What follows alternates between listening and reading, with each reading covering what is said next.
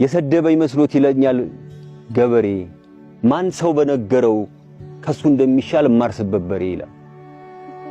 አንድ የሆነ ቦታ ላይ ሰዎች ከውጭ መጡ የተማሩ ፊደል ቆጥረናል የሚሉ ሰዎች ናቸው እና በአጋጣሚ የልጅነት ወዳጃቸው ይዞ ልክ እንደኛ እንደዚህ የገጠሯን ኢትዮጵያ ለማየት ሲጓዙ ኦልሞስት እነዚህ ሰዎች ኤቲስት ሆነዋል፣ እምነት አልባ ሆነዋል፣ ዕውቀት ላይ ነው ያለነው ብለዋል።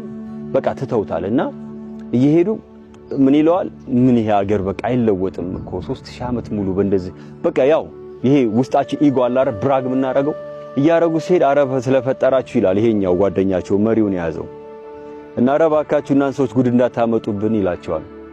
በመሃል ምን ይሉታል እስኪ ጠይቀው እስኪ ይሄን ሰውዬን ጠይቀው ይላል። ያ የተባለው ሰውዬ ገበሬ ነው፣ ሞፈር ቀንበር ይዟል፣ በባዶ እግሩ ነው፣ በሬ ይዟል።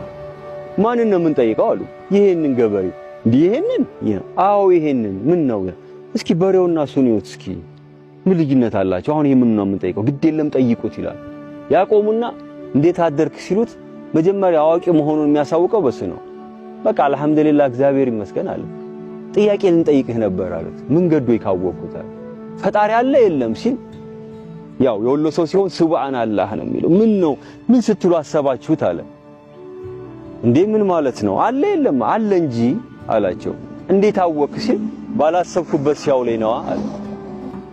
ሰው የራሱ አይደለም ባላሰብንበት ስንውል ቢያንስ ፈጣሪ እንዳለ ማወቅ መቻል አለብን። ማታ አስባችሁ አቅዳችሁ ምን ብላችሁ ጧት የተበላሸባችሁ ብዙ ፕሮግራም የለም። ሰው በእናንተ የምትኖሩ ከሆነ ለምን ያ ሆነ ቀጠለ። እኔ ግን አንተ ጥያቄ ልጠይቃችሁ አላችሁ። ምን አሉት? ፈጣሪ የሌለበትን ቦታ አሳዩኝና እኔ ያለበትን ቦታ ላሳያችሁ አላችሁ። ሰው ለዚህ መልስ የላቸውም አይደለ? ቀጠለ። እስኪ ንፋስን እንዳለ የምታውቁት በምንድን ነው አላቸው። ያው ዛፎች ሲንቀሳቀሱ አሉት። ታዳኛም አምላክ መኖር የምናውቀው ልክ እንደዛው ነው እንዲሁ ነው ስንንቀሳቀስ ነው አለ።